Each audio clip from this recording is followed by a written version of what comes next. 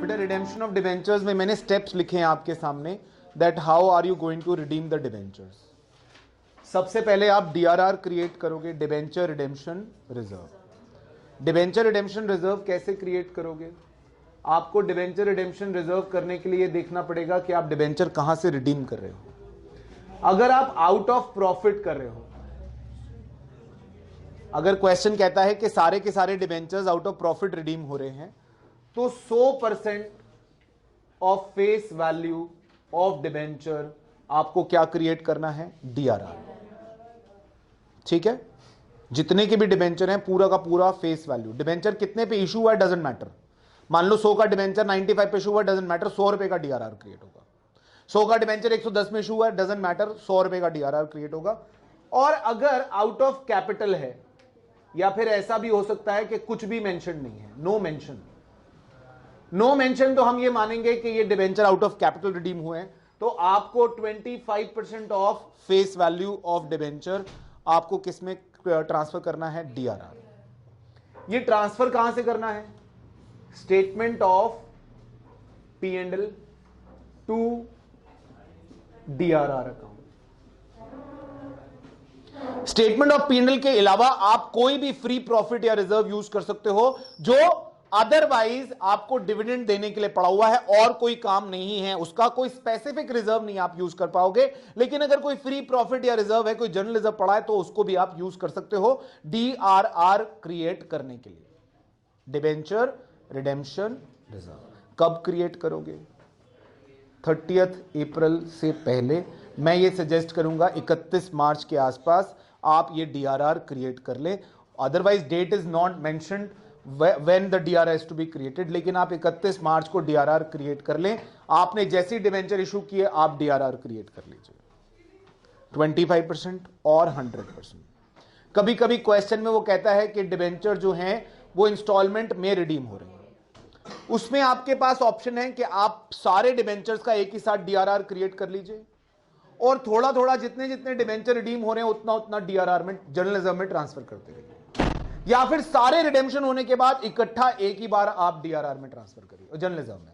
जैसे for example आपके 9 रुपए के डिबेंचर इशू हुए और 3-3 रुपए करके रिडीम कर रहे हो हर साल, तो आप 3 रुपए के हिसाब से डीआरआर क्रिएट करो, 3 रुपए की रिडेम्पशन करो और डीआरआर को जनरल रिजर्व में ट्रांसफर करो, फिर 3 रुपए का डीआरआर क्रिएट करो और फिर जनरल रिजर्व, या फिर आप पूरे 9 रुपए के हिसाब से आप डीआरआर क्रिएट कर लो पहले ही, फर्स्ट रिडेम्पशन से पहले, इशू के टाइम पर, और रिडेम्पशन होने दो और 3-3 रुपए करके आप जनरल रिजर्व में ट्रांसफर करते रहो।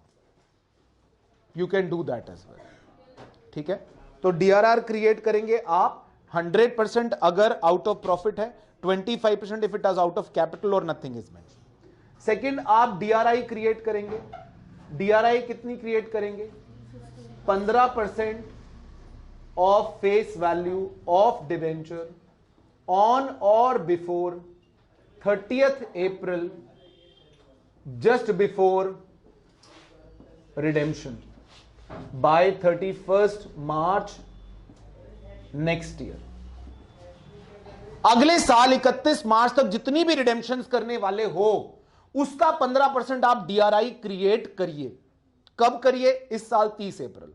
जैसे उदाहरण के तौर पर 30 अप्रैल 2019 तक किसका डीआरआई क्रिएट करना है? जितनी भी रिडेम्पशन 31 मार्च 2020 तक होने वाली। 31 मार्च 2020 आप 6 लाख रुपए रिडीम कर देंगे, 6 लाख का 15%, 90,000 रुपए आप डीआरआई में क्रिएट करेंगे। एंट्री क्या होगी? DRI account debit to bank account. इसमें भी अगर आप इंस्टॉलमेंट्स में रिडीम कर रहे हैं, ड्रॉ ऑफ लॉट्स में आप डिबेंचर्स रिडीम कर रहे हैं, तो आप हर रिडेम्पशन के लिए डीआरआई क्रिएट करिए 30 अप्रैल को। जैसे आपने हर 31 मार्च को रिडेम्पशन करनी है, 31 मार्च 2020 को जो रिडेम्पशन करनी है उस इंस्टॉलमेंट का 15% 30 अप्रैल 2018 को क्रिएट कर लो। ठीक है, और रिडेम्पशन से पहले बेच दो।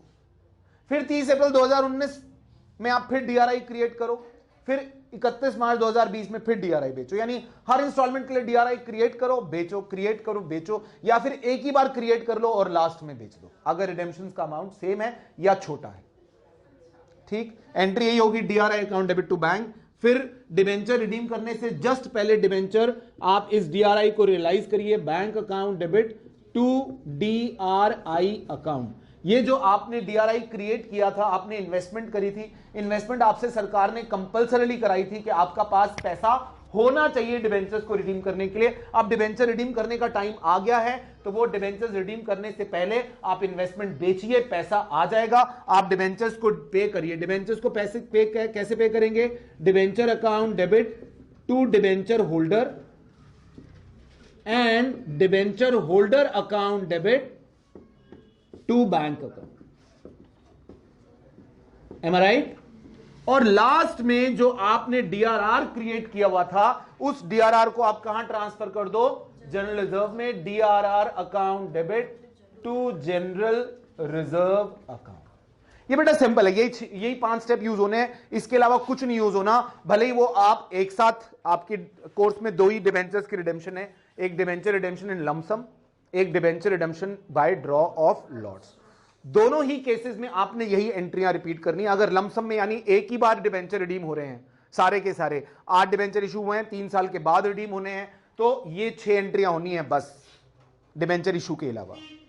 और अगर आप लॉट्स में रिडीम कर रहे हैं तो ये डीआरआर और डीआरआई, ये एंट्रियां रिपीट होती रहेंगी। आप बार बार डीआरआर डीआरआई क्रिएट करना, उनको जर्नलिज्म में ट्रांसफर करना या डीआरआई बेचना और फिर डिबेंचर रिडीम करना। आप कई क्वेश्चंस के आंसर्स में देखेंगे डीआरआर बार बार ना क्रिएट करके एक ही बार क्रिएट किया है, that is also fine. DRI bar bar invest करके बार बार बेचा नहीं है, दैट इज ऑल्सो फाइन। और कई क्वेश्चन में ऐसा आएगा आपके पास कि डिबेंचर आज इशू किए हैं और 5 साल के बाद रिडीम होने हैं लमसम में। सुनना मेरी बात, एक एग्जाम्पल देता हूं। 10 लाख के डिबेंचर आज आप इशू कर रहे हो और 5 साल के बाद वो डिबेंचर इकट्ठे 10 लाख रुपए के रिडीम होने। ड्रॉ ऑफ लॉट्स नहीं है, इंस्टॉलमेंट्स नहीं है, लेकिन क्वेश्चन कह रहा है अगले 3 साल या 4 साल में आपने डीआरआर इक्वल इंस्टॉलमेंट में क्रिएट करना है। मान लो 10 लाख के डिबेंचर है और 10 लाख का डीआरआर चाहिए, ठीक है? 10 लाख के डिबेंचर और 10 लाख का डीआरआर चाहिए, लेकिन क्वेश्चन कह रहा है ये डीआरआर 4 साल में क्रिएट करना है। आप हर साल 31 मार्च को एंट्री करोगे statement of P&L to DRR 2.5 lakh, statement of P&L to DRR 2.5 lakh, statement of P&L to DRR 4 बार ही एंट्री करोगे। फिर फाइनली जब 5वें साल में डिबेंचर रिडीम कर दोगे तो डीआरआर टू जनरल रिजर्व पूरा 10 लाख रुपए ट्रांसफर कर दोगे। Are you getting my point? ये वाली एंट्री जो है वो 4 बार होगी, statement of P&L to DRR वाली, क्योंकि क्वेश्चन कह रहा है तो उससे ऊपर तो कुछ होता ही नहीं हमारे लिए। क्वेश्चन कह रहा है इस डेट को डीआरआर क्रिएट करना है तो करना है, और कितना कितना क्रिएट करना है वो क्वेश्चन बता देगा। और लास्ट में फाइनली आप DRR to general reserve. DRI के लिए ऐसा नहीं करेंगे। डीआरआई कब क्रिएट करेंगे? 5वें साल में रिडेम्पशन है, 4थे साल के 30 अप्रैल को आप डीआरआई क्रिएट करना, 5वें साल में रिडेम्पशन से जस्ट पहले डीआरआई बेचना और रिडेम्पशन कर देना। समझ रहे आप मेरी बात? एक बात और, डीआरआर के केस में जो एग्जिस्टिंग बैलेंस ऑफ डीआरआर होता है वो भी आपको कंसीडर करना चाहिए। एग्जिस्टिंग बैलेंस ऑफ डीआरआर, मान लो आपको 10 लाख का डीआरआर चाहिए और क्वेश्चन कह रहा है DRR already exist in the books at ₹3 lakh. DRR आपको कितना क्रिएट करना है? 10 lakh.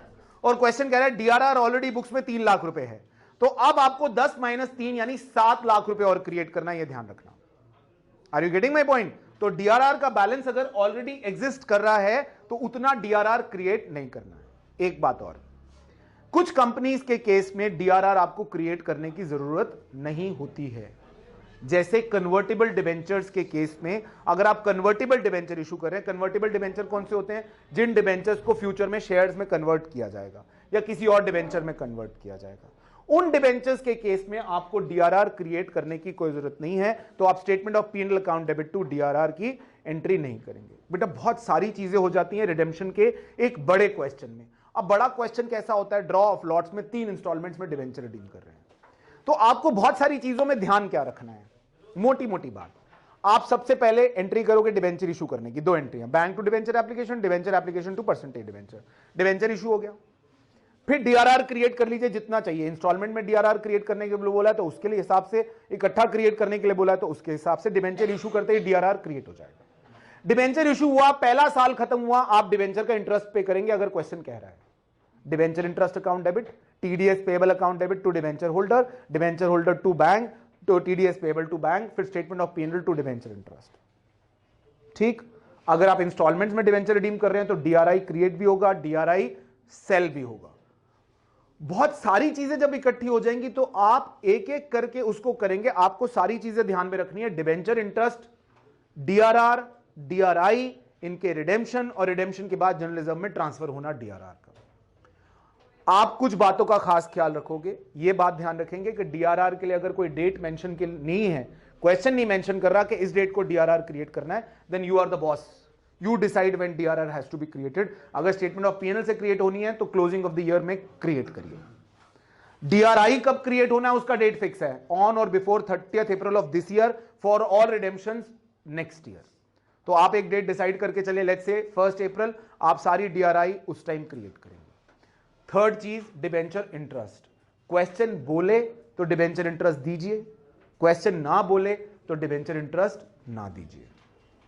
TDS on debenture interest, ये भी आपकी मर्जी है।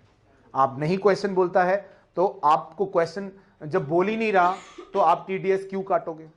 मर्जी का तो खैर इसमें सवाल ही नहीं रहा। अगर क्वेश्चन बोल रहा है कि टीडीएस कटना है 10% इंटरेस्ट पे तो आप काट के दोगे। ठीक है, फिर एक चीज और आ सकती है बड़े क्वेश्चन में, वो है कि आपने जो loss on issue of debenture है वो राइट ऑफ भी करना है। वो राइट ऑफ कब करना है? मान लो आपने 1 सितंबर 2019 को आपने डिबेंचर इशू किए, 31 मार्च 2020 को आप loss on issue of debenture right of कर देंगे। जिस साल में आपने डिबेंचर इशू किए हैं वो साल जब क्लोज हो रहा है, वो साल की जब क्लोजिंग है, तो आप एंट्री करेंगे statement of PNL account debit to debenture interest, sorry statement of PNL account debit to loss on issue of debenture, या फिर security premium reserve account debit to loss on. So I am saying there are lot of things which can come together, लेकिन अगर आप सबको individually concept wise समझेंगे तो आपको तकलीफ नहीं होगी। डिबेंचर इंटरेस्ट आपको 3 एंट्रियां मालूम है, debenture interest account debit, TDS payable account debit to debenture holder, debenture holder account debit, TDS payable account debit to bank, and statement of PNL account debit to debenture interest. Am I right? Got my point? Then इसके अलावा debenture interest के अलावा DRR कब create करना है, DRI कब create करना है, सबका इंडिविजुअली कॉन्सेप्ट है। जो जो क्वेश्चन में मांगे वो आप करते जाइए। डू इट क्रोनोलॉजिकली, आपसे गलत नहीं होगा आंसर। ठीक है?